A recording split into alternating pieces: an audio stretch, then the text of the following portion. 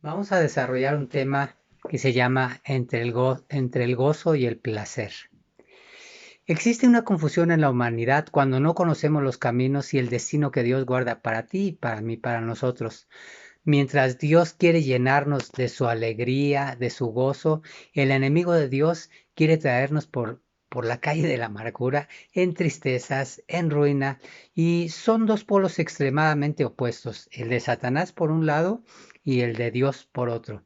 La técnica que usa Satanás para extraviarnos es la mentira, para llevarnos a destrucción y muerte, mientras que la técnica de Dios es la vida y vida en abundancia, es decir, la verdad para reivindicarnos, para meternos en el camino correcto, para llevarnos a puerto seguro.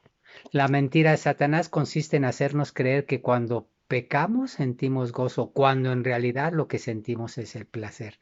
La diferencia entre gozo y placer es que el gozo lo da el Espíritu Santo y el placer lo da la carne. La carne nos hace que amemos lo malo, que al final produce pérdida de todo y nos lleva a muerte. Y ese mismo engaño envolvió al rey David.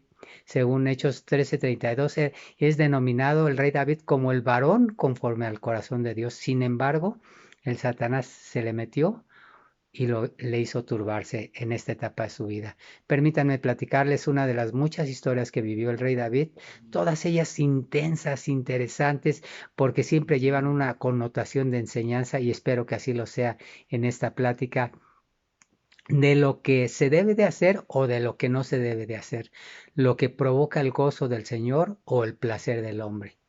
Dice que la historia viene en 2 Samuel capítulo 11 y la segunda historia que voy a platicar en 2 Samuel capítulo 12. Vamos a ver capítulos 11 y 12 para rematar con un salmo que sale de su corazón. Esta historia de 2 Samuel donde David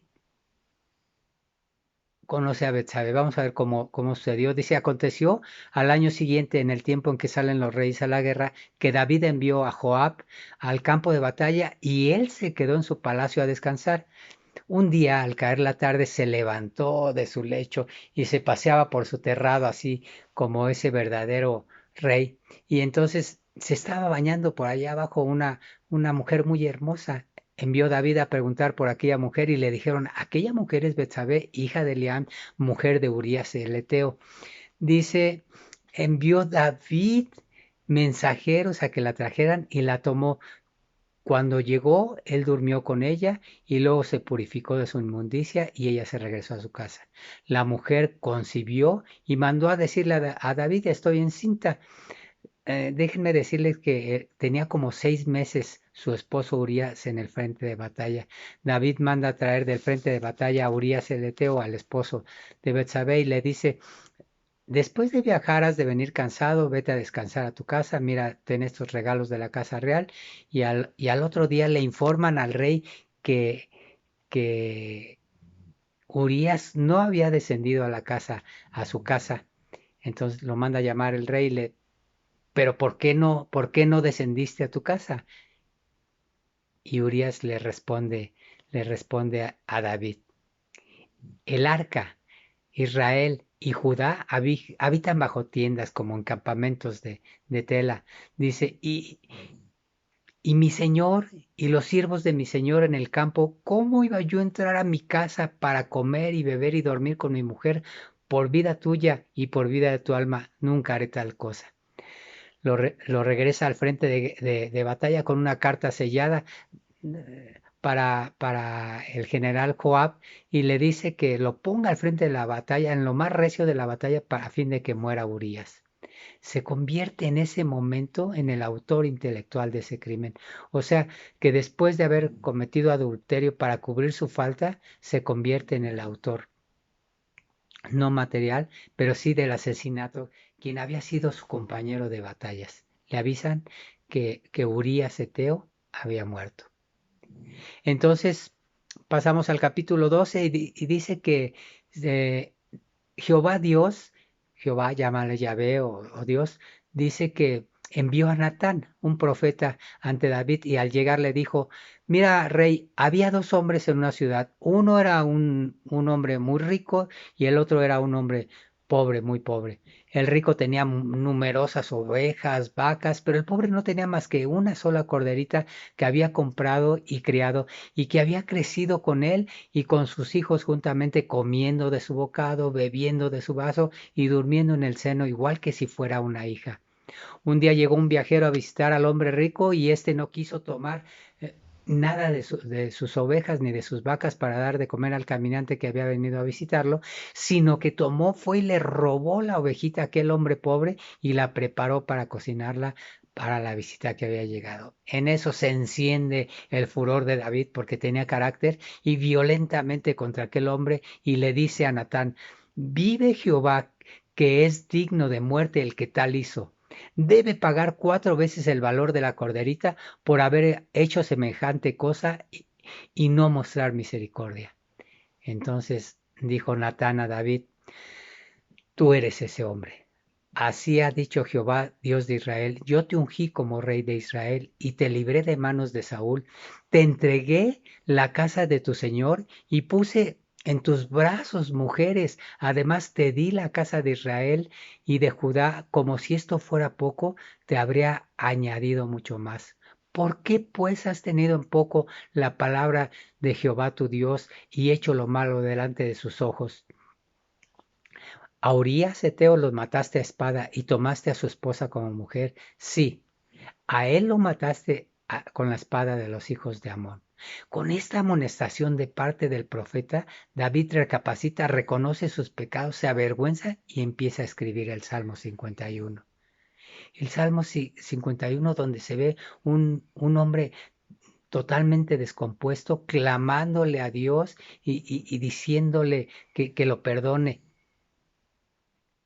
Dios exclama a, a David, perdón, exclama a Dios: perdóname, perdóname, conforme a tu misericordia, conforme a la multitud de tus piedades. Vamos a enfocarnos por cuestiones de tiempo, en el Salmo 51, versos 8 al 12.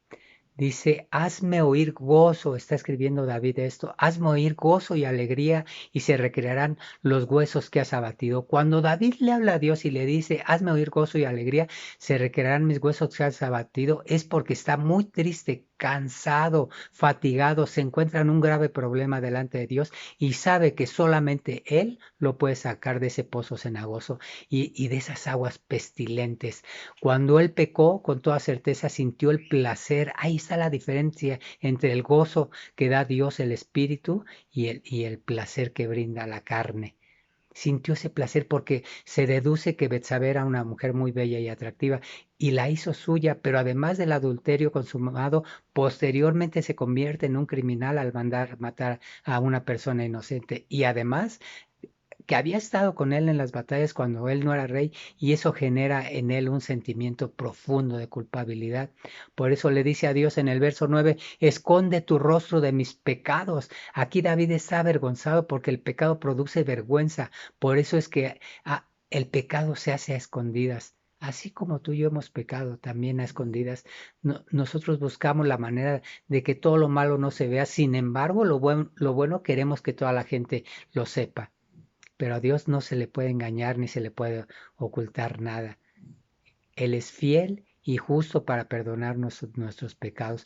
Por eso David le pide clamando en el verso 10: crea en mí, Dios, un corazón limpio, porque él sabe que con un corazón limpio podemos vivir en paz.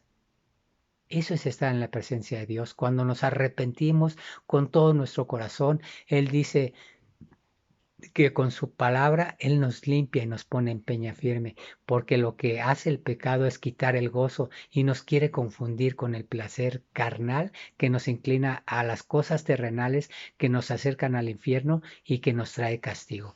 Por tanto, no hay que confundir el gozo del Señor, que es el fruto del Espíritu Santo, lo reitero y lo acentúo, con el placer carnal, que es diabólico, que es tremendo, que nos destruye, que nos aflige, que nos avergüenza. Cuando uno está en el mundo, no tenemos ese discernimiento para distinguir entre el gozo y el placer. En el verso 11 dice, no me eches de delante de ti, porque sabe él que lo está echando como que no te quiero ni ver. No me eches de delante de ti y no quites de mí tu Santo Espíritu. Porque David quiere estar en la presencia del Señor, sabe que ya no está en la presencia del Señor con esos pecados. Y una de las cosas más importantes en la vida es su presencia, porque su presencia nos guía, nos cuida, nos protege, nos prospera, nos hace sentir diferentes. Si estamos en su presencia, no nos falta nada en cualquiera de las áreas de nuestra vida. Y si Dios está con nosotros, ¿quién contra nosotros?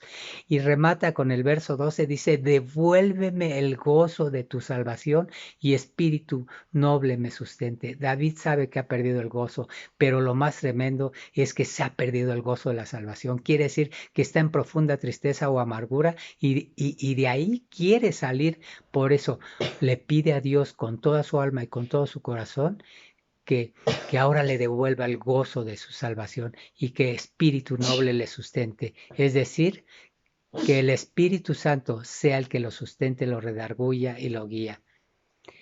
Nos vemos en la próxima. No sin antes decirles que la gracia de nuestro Señor Jesucristo, el amor del Padre y la comunión del Espíritu Santo estén con todos ustedes en el nombre de Cristo Jesús. Amén.